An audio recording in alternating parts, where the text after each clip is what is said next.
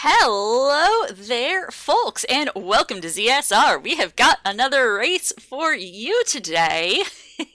We have got more Z2R Max Rando going on. I'm going to pass it off to the commentators right now, and y'all can take it away.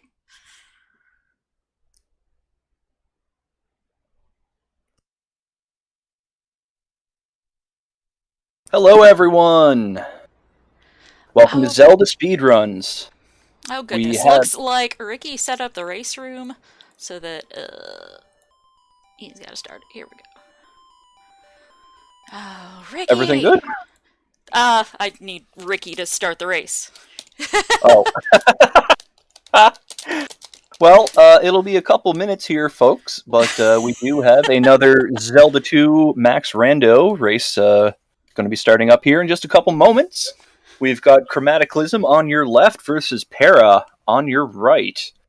Should be a pretty good matchup here. This is the bottom bracket, so this is a win or go home match. Indeed. Both of these runners lost their first match in the winner's bracket, so they now need to work all their way through the lower bracket, which is a tough run. Not to say no one's ever done it, but they've got a good, 5 games ahead of them that they'd need to win now if they want to get to the finals. A Herculean task, but not an impossible one.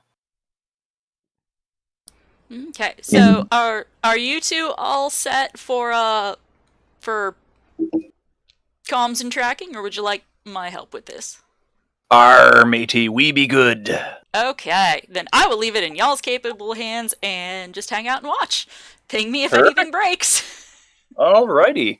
By the way, I am Jackamus, also known as Jackamus Wedge. I am joined by Drossi on comms. I hope everyone's having a great night, and let's get excited for some hot Max Rando Zelda 2 action coming our way. Oh, and we start with 5 lives. That is a nice way to start. We start with a fairy spell as well. I didn't catch anything else on that. Oh, boots, glove, and map. Yep. Why did I say map? I meant raft. I know what you meant. The raft lets you go between maps. That's why you said it. We just found the west end of Saria, which we are able to ferry over, and we'll be able to get the spell here. Yep. No need to ferry over, though. Had the boots. As you see, Para was just like, yeah, I'm just going to leave the town and walk to the other side. I didn't even get a chance to see what the overworld map was. There is a little bit of water between. As you can see, virtually no difference in taking it one way or the other. Only a slight delay for Para here, who checked the sign, so we know that this is going to be the fire spell, as it said, Firetown. And, well, that is just like my opinion, man, but it is the correct opinion. Also of note, starting with 8 magic containers, or heart containers, rather, so good amount of survivability here, early on.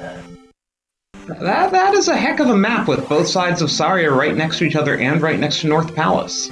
Yep, we got a magic container and Stonehenge for Para. Chrome finds Jump Cave and falls down another cave. It is the Fairy Cave. Trying out the fire spell didn't look like it did anything too helpful. Kind of hard to tell when you're on the brink of death, however. Oh wait, no, did not have enough magic to cast the fire spell. That's my mistake. Well, that's why you need to get that extra pass-through cave, so not interested in going through there just yet. And Ruto has life, probably not going back for it unless we get the trophy really soon. Or if you're just not confident with GP, but with 8 life containers, you should be okay.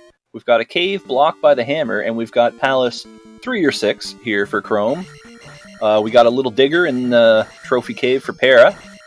No progression, unfortunately, and extra lives not really at a premium in this seed, as we mentioned early on. Oh, and that Iron Knuckle just dropped 150. That is a nice enemy to farm. Yeah, not bad at all. 150 for a red. Chrome going to try to make some headway here. We got some whiz robes right away. this P4?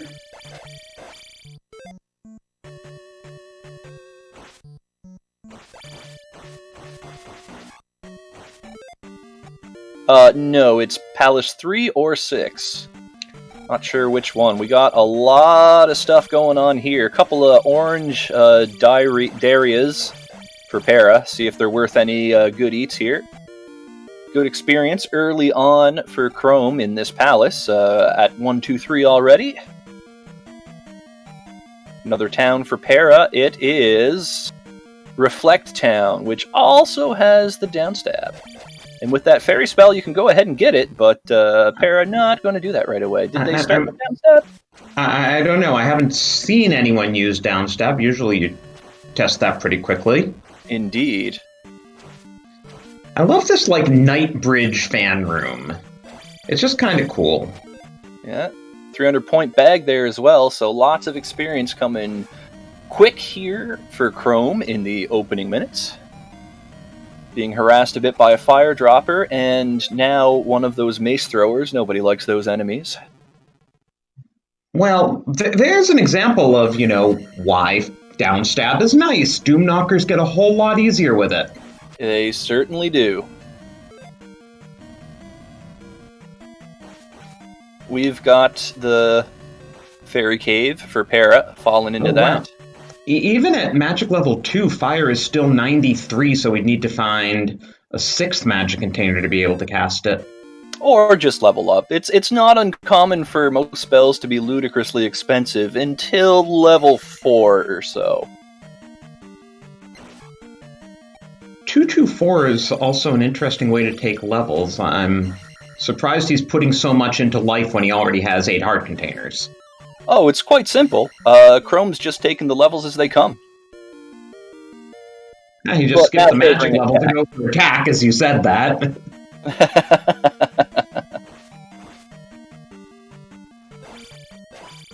Looks like Chrome's going to try to take down this blue iron knuckle. Very good job pinning it against the wall. A couple knives get through, but hopefully it'll go down soon. They can have quite a lot of hit points.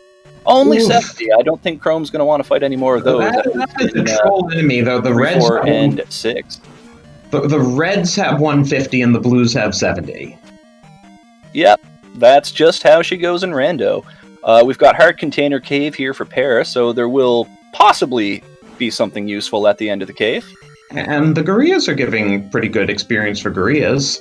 Yeah, not too bad. Looks like small enemies can drop 300-point bags as well, as Chrome just picked one of those up. Sitting at a very nice 5-minute in set of levels at 334. Hey, here's Reboss. Yeah, so it is indeed Palace 3 that Chrome is inside. Wow, he got unhorsed in a hurry. Just rolled low on life there, it would seem. The horse did. Rebo has normal life. Yeah, let's see.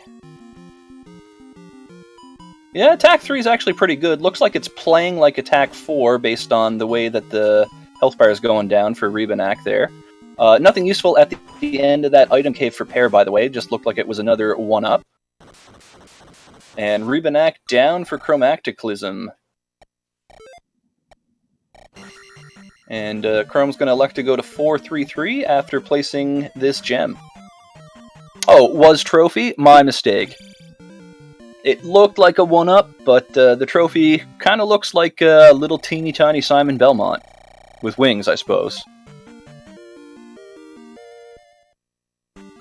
300-point bag in the cave for Para.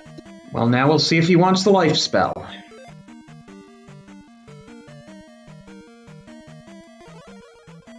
Pronouns. Oh, sorry. She. Much better. I did not see that it said she right next to her name.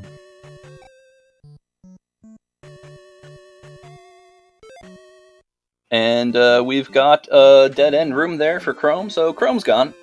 No item out of 3, but that is a gem placed.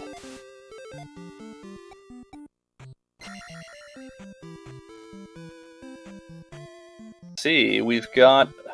That bridge might lead to Maze Island. Or in this case, Death Mountain, as the world connections are somewhat randomized. And that was definitely P4 with the MOA. Yes, indeed it was. No reflect spell means you're not too keen to explore that early on. Chrome's gonna pick up that down stab here. Pogo stick is pretty appropriate. It certainly can be. Get a good jackhammer going, it is more like a semi-automatic pogo stick. Town for Para, but no need to go in there, as that we know, based on the spell's position in the menu, that leads to a spell we already have, in this case Fairy. And Para is indeed going to go pick up her life spell.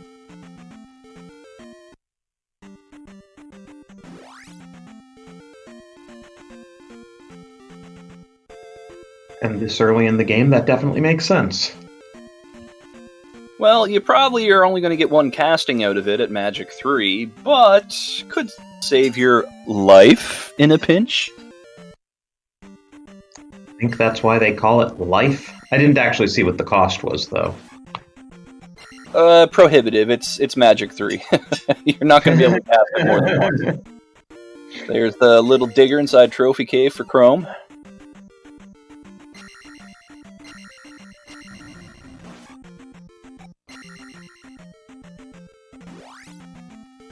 Got a nice little island map here for the west. Death Mountain looked like it had a river running through the middle. We didn't really see too much of it yet.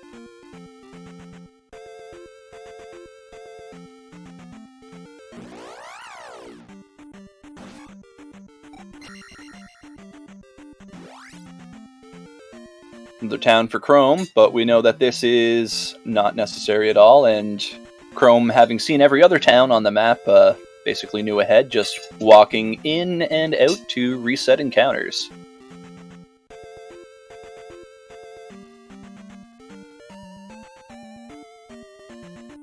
$300-point bag drop for Para, so she's going to go up to 333, putting a little more oomph into Simon Belmont's whip.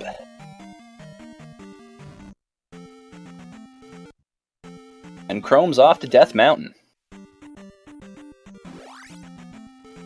Yeah, it'll be interesting to see how this plays out. Only 2 items here. Well, one of them probably not accessible, as you need the hammer. At least the rock is quite easy to get to on a return trip, as we see it just sitting there right on the overworld. So it's a matter of finding whichever cave leads to an item, or whichever cave leads to, well, one of the other maps. And most of these caves are quite accessible. Wow, I'm not sure I'd seen the raft spot in Death Mountain before. No, it can happen. And looks like the raft is going to take us over to Eastern Hyrule. Nukasudo has jump. Potentially more useful than not with randomized palace rooms on. Para discovers Great Palace. Pretty convenient location, just north of the starting point. Only 5 magic containers necessary for the item here, so when Para gets to Nukasudo, she'll be able to just grab it. Yeah, she'll be able to just walk right in and pick that up. Chrome, unfortunately, did not find Stonehenge, so sitting at 4 magic containers for now. We've got Para trapped inside Bagoo's woods right now. And Para still just whipping away, whatever Simon Belmont's equivalent of the downstab is. There's the item sand tile, and it's another 300-point bag.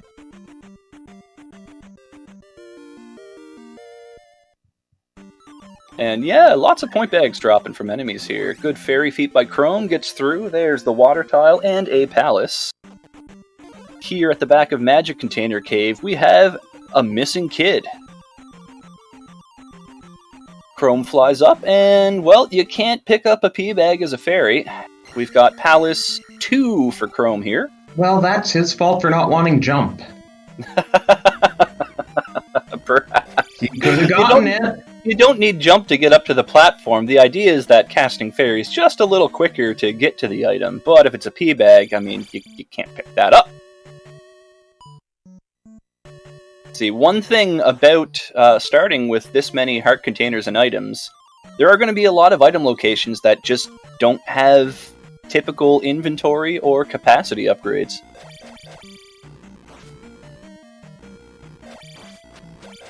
But with only long elevator here in Palace 2. With only 3 gems, it'll be nice to potentially find more pea bags in return. Yeah, definitely. If you're used to relying on the experience from the statues at the end of a palace in order to gain some quick levels, pea bags are welcome. Did we just go around in a circle in there? I think we just yeah, Chrome found a loop.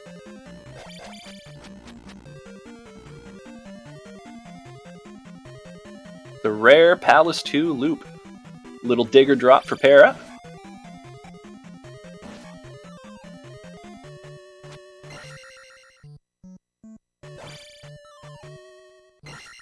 And we haven't seen the other side of Jump Cave yet.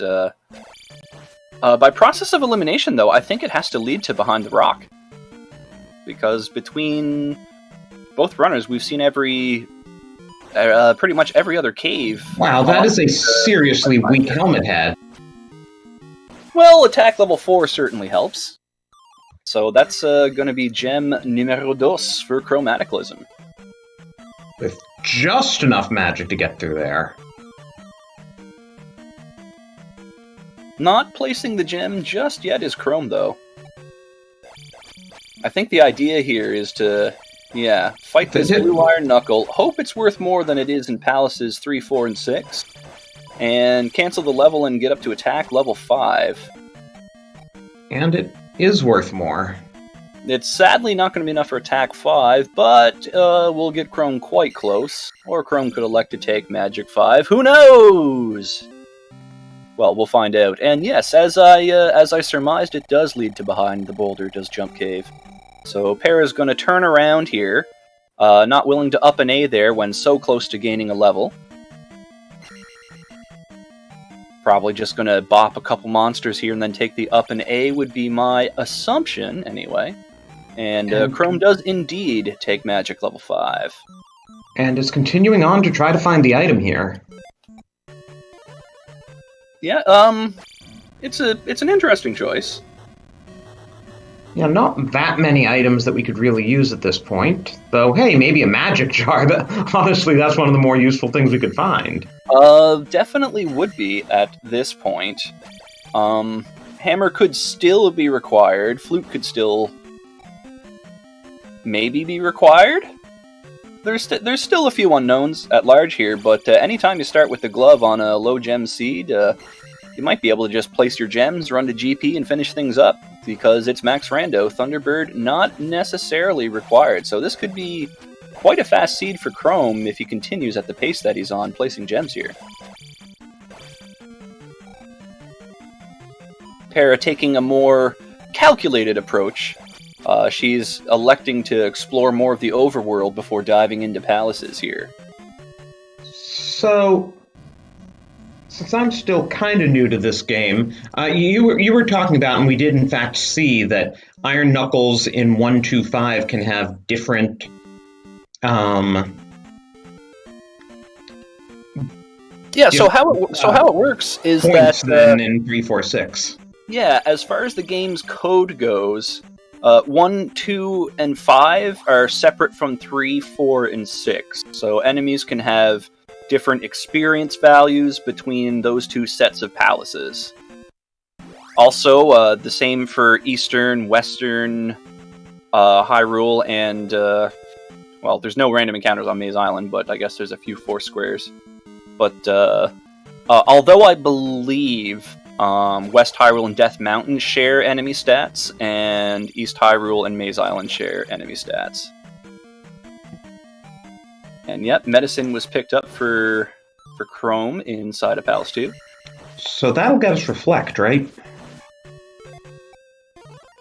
Well, there's the item. That's just a pea bag. So that will start here in Palace 1. On you. Well, but we also don't necessarily need Reflect if we're just going to do P1 here and get our third gem. And Exactly right you are. It's a 3-gemmer.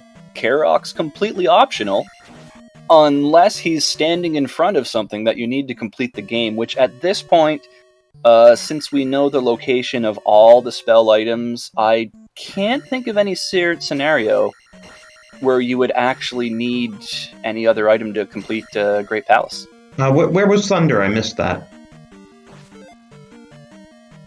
I don't believe we know where Thunder is yet, but my point is, we know where all the three... Oh, okay, so... So Thunder is accessible without requiring the flute or the hammer or defeating K-Rock with Reflect.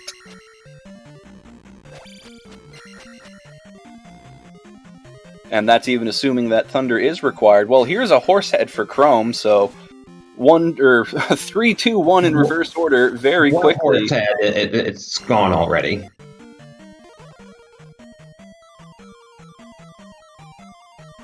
And just gonna park.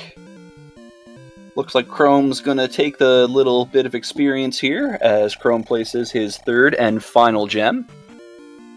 Para, meanwhile, closing in on the end of Hammer Cave. Unfortunately, we do know that there's no required item here. However, a magic jar is certainly useful. I won't argue with 6 magic containers. Chrome's still kind of tight for spellcasting with 4. Indeed. The only thing that could really slow Chrome down at this point is if Thunder's a required spell. Oh, and here Chrome finally checked Stonehenge and is up to 5 magic containers, so that's good progress. And depending on where Chrome goes from here, because we know Great Palace is just a little bit north of Stonehenge. And my question is, if you're Chrome right now, you don't have Thunder, but you certainly have everything else you could potentially need to get through GP.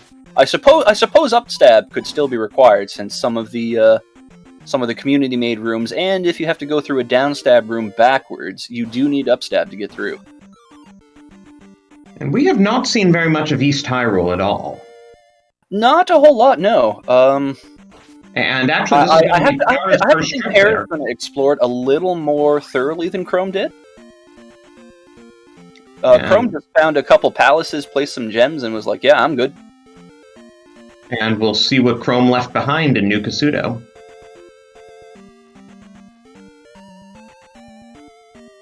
Well, we know it's Jump Town, and as I mentioned, we know that the item is not going to be necessary.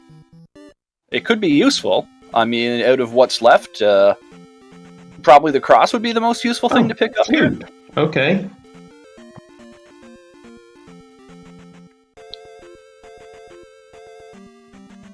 Right, we know the flute the River Devil isn't, like, blocking anything, but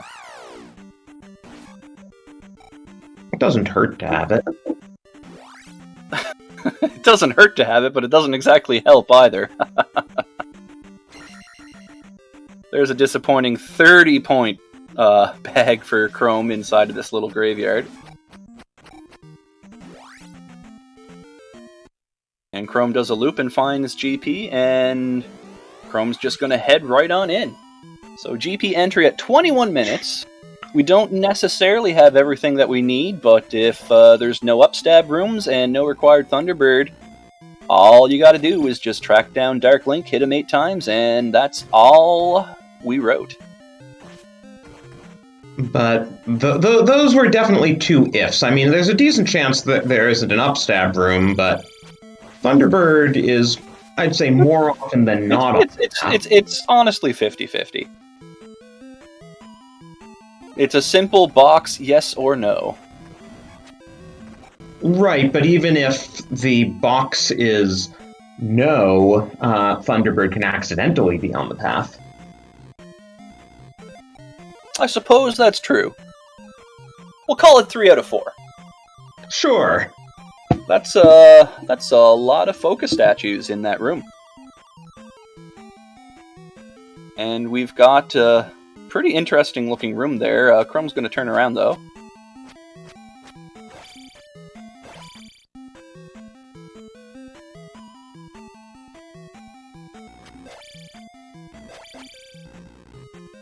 And Chrome is going back to the waffle room?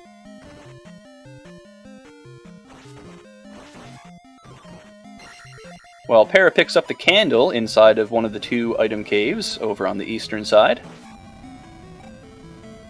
A useful item. So I was saying before the race that I would really like to see an Eon drop today, so I'm wondering if that'll happen. Well, I guess we'll just have to wait and see. Spelltown for Paratroopa. So she's going to pick up the spell, and the dude indeed does abide.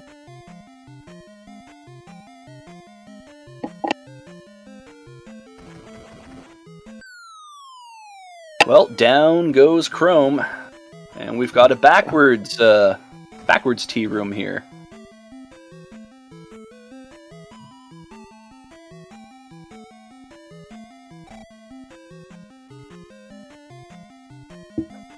And it leads to my namesake, the Jackamus room. The reverse Jackamus room. Why is it called the Jackamus room? Because I won a race by going down the elevator once when I had no sane reason to, apparently, according to some folks. It just stuck. Actually, most of these player rooms were basically decided on by Angry Larry at one point a few years ago, former alumni of Zelda 2 Randomizer. I didn't know the player rooms dated back that far. Yeah, it's been quite a while. Look at that! Spell turns enemies into red Daras worth a juicy 100 points apiece. Lizalfos. Lizalfos. Oh, yes, right. We are on Eastern Hyrule. So it would probably turn them into Dares on West Hyrule, would be my guess? Or maybe it's completely randomized. I haven't really experimented around with randomized spell. We'll see when Power finally goes back to West Hyrule. But the Eon drop, asked by Mr. The Alan Heffley, who is going to get horribly beaten by me later tonight, if all goes according to my plan. The Eon drop got its name because in a race where I was a couple minutes ahead, I just was like, well, you go right to find Dark Link, so I didn't go down the drop. Eon was just like, let's YOLO it, and Dark Link was right there.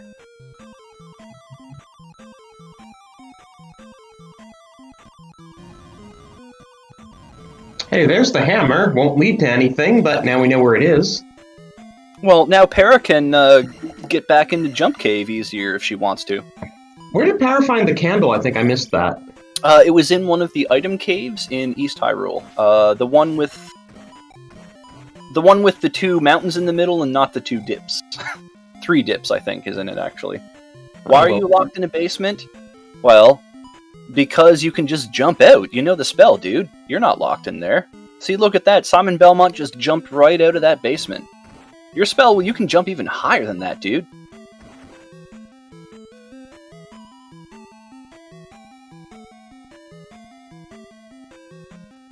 So the thing is, Para really needs to start beating palaces. Definitely. Para herself does not necessarily know that, though. I mean, there's a lot of items available. You start with a glove and fairy, so you're pretty comfortable going through pretty much any palace. But, I mean, there is the whole unknown of, do I need thunder in Great Palace? Other than that, you know, you did pretty much start with most items that you would need to get through the seed, which is a rarity, but certainly nice when it happens. Nice lagorific action on Chroma's side. And we have Dark Link! There it is. No Thunderbird, no nothing. Chrome is going to take this one in a very speedy 27 minutes and change here. It's Talk about jet seeds. As Para finds the cross. I mean, that's the consolation prize, right? Completing the entire item list? I suppose so. But this was definitely a seed that did not reward careful, patient play that Para was showing us there. And you see Simon Belmont taking a bunch of hits here as Para has seen that Chrome is done.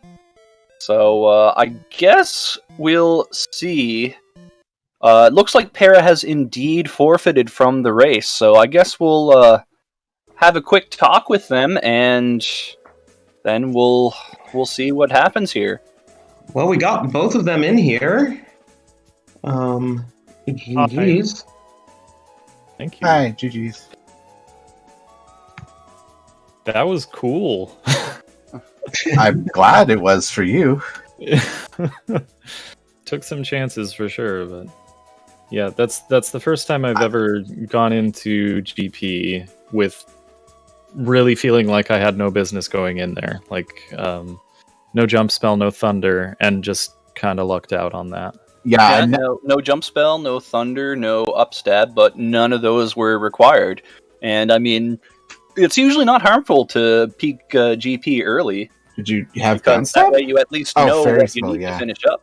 I forgot that I could get downstab because I had fairy spell. That's a mistake on my part.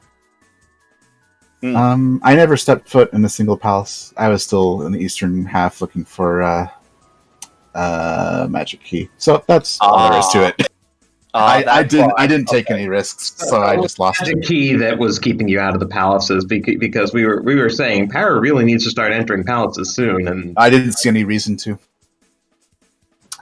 Because fairy was still too expensive to use a whole lot, and I didn't. So I either needed magic jars or I needed any key, and I just wasn't prepared to enter palaces, knowing that I would likely be key blocked. But apparently that wasn't an issue. So yeah. Not particularly. There were a few locked doors we saw on Chrome's side, but the path to the bosses was pretty straightforward, and the experience was quite nice. At least inside palaces 1 and 2. I guess 3 had the 150 point red iron knuckles, but That was nice. yeah, this was definitely a seed that absolutely rewarded just pushing the envelope, taking some risks.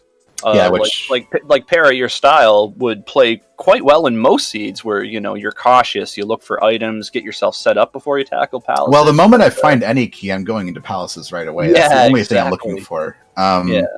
But I just figured that I'd be too likely to get key blocked in palaces, and that'd be a waste of time. But it turns out not this time. So the seed really did start you with everything you needed straight up. You had glove, you had raft, you had boots to get around, you had the fairy spell to get through locks. Like, really, you did not need to find a single item to complete this seed. I could only cast fairy once until fairly late in this run, so I just didn't really think that would be enough.